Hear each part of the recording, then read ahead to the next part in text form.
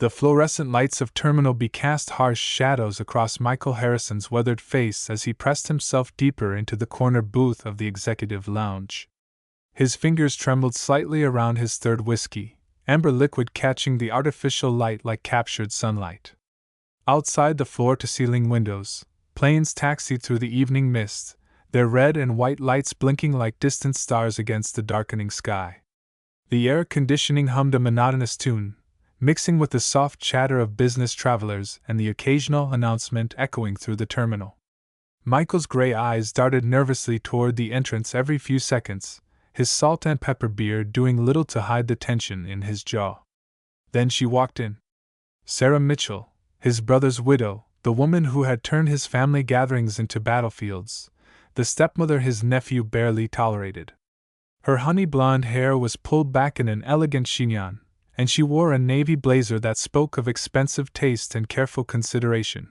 Michael James Harrison had always been the family's black sheep, the bachelor uncle who showed up to Christmas dinner with expensive gifts and awkward silences. At 45, his lean frame carried the weight of 1,000 unspoken regrets, and his kind eyes held stories he'd never shared with anyone. His apartment in downtown Chicago was a testament to his solitary existence. Modern furniture arranged with military precision, not a single photograph on display, and a refrigerator that contained only take-out containers and craft beer. This particular Thursday evening, he'd been nursing his wounded pride after another failed relationship, the third one this year that had ended with the familiar refrain, "You're emotionally unavailable, Michael." His phone buzzed insistently on the mahogany table of his home office, interrupting his brooding contemplation of the city lights below. The caller ID made his stomach clench. Sarah Mitchell. They hadn't spoken in 2 years, not since the explosive argument at David's funeral about Tommy's future, about responsibility, about family obligations that Michael had apparently failed to understand. His finger hovered over the decline button, but something in the persistence of her calls made him answer. Her voice was different, smaller somehow, stripped of the usual frost that had characterized their interactions. "Michael, I know you probably don't want to hear from me, but I need your help." Sarah's voice cracked slightly, and he could hear the sound of traffic in the background, the distant wail of sirens. "Tommy's in trouble. Real trouble this time. He's been arrested in Miami and I can't handle this alone anymore." The words hung in the air like smoke, heavy with implications and desperation. Michael closed his eyes, remembering his nephew, David's son from his first marriage, a bright kid who'd become increasingly rebellious after his father's death. "What kind of trouble?" he asked, already knowing he wouldn't like the answer. "Drug possession. They found cocaine in his dorm room. His roommate says it wasn't his, but the police don't believe him. The lawyer says he needs character witnesses, people who can speak to his character, his potential. People who knew David." Her voice broke completely on her late husband's name. Michael's mind raced through years of family dynamics, remembering how Sarah had always seemed to resent his close relationship with Tommy, how she'd made it clear that his bachelor lifestyle made him an unsuitable influence. Now she was asking for help, swallowing her pride in a way that must have cost her everything. The silence stretched between them like a bridge either wanted to cross first. Michael found himself staring at a framed photo on his bookshelf, the only personal item in his sterile apartment. It showed him and David at Tommy's 8th birthday party, both brothers grinning as Tommy blew out candles shaped like dinosaurs. David's arm was slung around Michael's shoulders in that easy, affectionate way that had always made Michael feel like he belonged somewhere. "I'll be on the next flight to Miami," he heard himself saying, the words surprising him as much as they seemed to surprise Sarah. "Text me the details, the lawyer's information, which jail, everything." He could hear her sharp intake of breath, the sound of relief mixed with disbelief. "Michael, I thank you. I know things between us have been complicated," he finished for her. "But Tommy's family, David's son, that's all that matters right now." As he ended the call and began throwing clothes into his leather travel bag, Michael couldn't shake the feeling that this decision would change everything. He'd always believed in second chances, even when he'd never given himself one. Perhaps it was time to extend that philosophy to include the woman his brother had loved. The woman who'd been trying to hold their fractured family together while he'd been running away from it. The Miami courthouse was a monument to bureaucratic indifference, its beige walls and fluorescent lighting designed to drain hope from even the most optimistic souls. Michael arrived to find Sarah sitting on a wooden bench outside courtroom 3B, her usually perfect composure cracked like a broken mirror.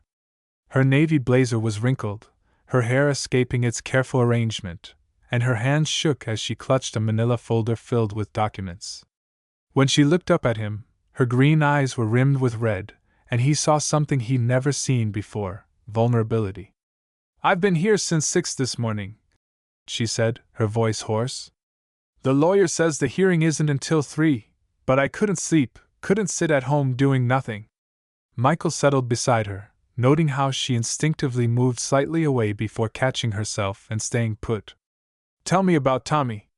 How has he really been since David died?" The question seemed to unlock something in Sarah. She told him about the nightmares that had plagued Tommy for months after the funeral, about his grades slipping from A's to C's, about the friends she'd caught him with who reeked of marijuana and rebellion.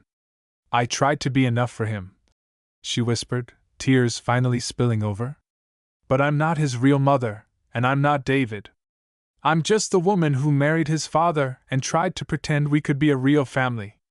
Michael studied her profile, seeing for the first time the exhaustion that makeup couldn't hide, the weight loss that spoke of stress and sleepless nights. The hearing was a disaster. Tommy's court-appointed attorney was clearly overwhelmed, shuffling through papers with the desperation of a drowning man grasping for life preservers. The prosecutor painted Tommy as a privileged college student with a drug problem, someone who needed to face consequences to learn respect for the law. When the judge asked for character witnesses, the attorney fumbled, clearly unprepared. That's when Michael stood up. "Your Honor, if I may address the court." The judge looked skeptical but nodded. Michael walked to the front of the courtroom, his heart pounding but his voice steady. "My name is Michael Harrison. The defendant is my nephew, my brother David's son. David died 2 years ago in a car accident, and Tommy has been struggling to find his way ever since." He spoke about the boy he'd taught to fish, the teenager who'd called him at midnight to talk about college applications, the young man who'd stood at his father's grave and promised to make him proud.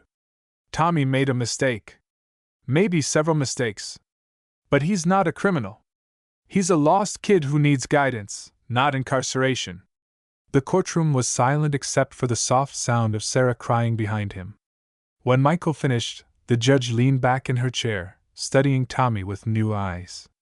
"I'm inclined to offer probation and community service," she said finally. "But I want regular check-ins and a stable support system. Can you guarantee that, Mr. Harrison?" The days following the hearing passed in a blur of legal paperwork and difficult conversations. Tommy was released to Sarah's custody with strict conditions: regular drug testing, community service at a local homeless shelter, and weekly meetings with a probation officer. Michael extended his stay in Miami, ostensibly to help with the transition, but really because he couldn't bring himself to leave. He found himself having breakfast with Sarah at a small cafe near her house, watching her methodically arrange sugar packets while they waited for Tommy to join them. "I never thanked you properly," she said, her fingers tracing the rim of her coffee cup. "For what you said in court. For staying." Michael studied her face, noting the way morning light softened her features, made her look younger somehow. "David would have done the same for me," he replied, then paused. "Actually, David did do the same for me. More than once." Sarah looked up, curiosity replacing the wariness he'd grown accustomed to seeing in her eyes. "He never told me about that." "There's probably a lot David never told you about me," Michael said with a wry smile. "I wasn't always the responsible uncle. I had my own run-ins with trouble when I was younger." Their conversation was interrupted by Tommy's arrival, but something had shifted between them. A small crack in the wall they built around each other. Sarah's house was nothing like Michael had imagined. Instead of the cold, pristine showcase he'd expected, it was warm and lived in, filled with photographs of David and Tommy, books stacked on every available surface, and the lingering scent of vanilla candles. Tommy had retreated to his room after dinner, claiming homework but probably just needing space to process everything that had happened. Michael found himself on Sarah's back patio, a glass of wine in his hand, watching her tend to a garden that was clearly her pride and joy. "David always said you had green thumbs," he observed, watching her deadhead roses with practiced efficiency. "He said a lot of things about you that I never understood until now." Sarah paused, a wilted bloom in her palm. "Such as? That you were stronger than you looked. That you cared more than you let on. That you were exactly what he needed, even if his family couldn't see it." The words hung between them like a bridge neither had expected to find. Sarah sat down in the chair beside him, her movements careful, deliberate. "I was so angry at you for so long," she admitted. "You and David had this bond, this shared history that I could never be part of. And after he died, when Tommy needed stability, you just disappeared." Michael felt the truth of her words like a physical blow. "I was scared," he said simply. "Scared of failing him the way I'd failed at everything else. Scared of not being enough." In the weeks that followed, a new routine emerged. Michael found himself extending his stay indefinitely, working remotely from Miami while he helped Tommy navigate the complexities of his probation. Morning coffee with Sarah became a ritual, their conversations gradually shifting from logistics to something deeper, more personal. She told him about her childhood in Ohio, about the teaching career she'd abandoned when she married David, about her dreams of opening a bookstore someday. He shared stories about his work in corporate consulting, about the loneliness of hotel rooms and airport lounges, about the fear that had kept him running from commitment his entire adult life. Tommy began to thaw as well, accepting Michael's presence with grudging appreciation that slowly warmed into genuine affection. They worked together at the homeless shelter, serving meals and listening to stories that put their own problems into perspective. Michael watched Sarah interact with the residents, noting her genuine compassion, the way she remembered names and asked about grandchildren and job interviews. One evening, as they walked back to Sarah's car after their shift, Tommy surprised them both by saying, "Dad would be proud of you guys. For taking care of each other, I mean." The simple statement carried the weight of absolution, of acceptance, of a future none of them had dared to imagine. That night, sitting on Sarah's patio under a canopy of stars, Michael realized he hadn't thought about his empty Chicago apartment in days. The call came on a rainy Tuesday morning 6 weeks after the hearing. Tommy's probation officer was recommending early release from community service, citing his exceptional attitude and the positive changes in his support system. As Sarah hung up the phone, her hands shaking with relief and joy, she turned to find Michael watching her from the kitchen doorway. "We did it," she whispered, and suddenly she was in his arms, her face buried against his chest as years of tension and fear finally released in a flood of tears. Michael held her, feeling her heartbeat against his ribs, breathing in the scent of her shampoo and the faint trace of vanilla that seemed to follow her everywhere. When she finally pulled back to look at him, her eyes were bright with tears and something else, something that made his breath catch in his throat. "I don't want you to go back to Chicago," she said, the words tumbling out in a rush. "I know that's selfish, I know you have your life there, but these past weeks, I haven't felt this hopeful about anything since David died." Michael cupped her face in his hands, his thumbs brushing away the tears on her cheeks. "Sarah," he said, her name a prayer on his lips, "I haven't had a life in Chicago for a long time. I've just had an existence, a routine, a way of avoiding everything that mattered." The kiss, when it came, was gentle and tentative, a question asked and answered in the space of a heartbeat. 1 year later, the same patio that had witnessed their first tentative conversations was decorated with white lights and filled with the laughter of friends and family. Tommy, now thriving in his junior year of college, raised his glass of sparkling cider and a toast. "To Uncle Mike and Sarah," he said, his voice thick with emotion, "for showing me that families aren't just born, they're built. With patience, and forgiveness, and really bad coffee." The small gathering laughed, and Michael reached for Sarah's hand, the simple gold band on her finger catching the light. Their wedding had been small, intimate, held in the garden she tended with such care. David's parents had flown in from Oregon, their initial skepticism melting away as they witnessed the obvious love and stability Michael brought to their daughter-in-law's life.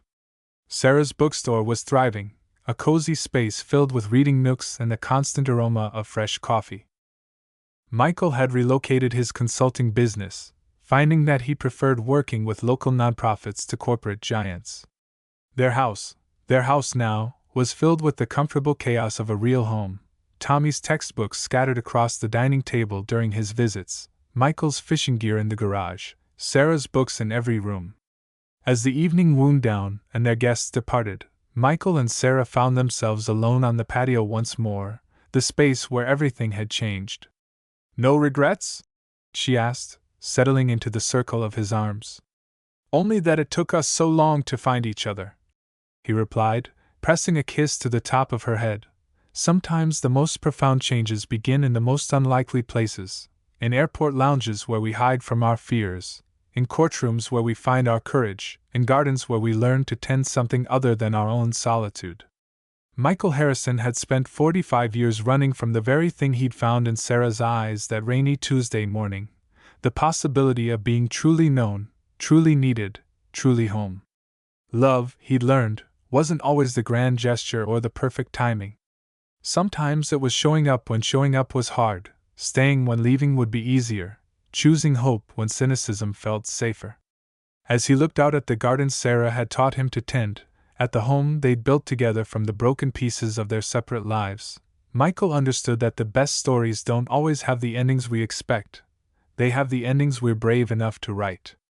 In the distance, a plane's lights blinked against the star-filled sky, carrying other travelers to their own unexpected destinations, their own chances at redemption, their own possibilities for love found in the most surprising places.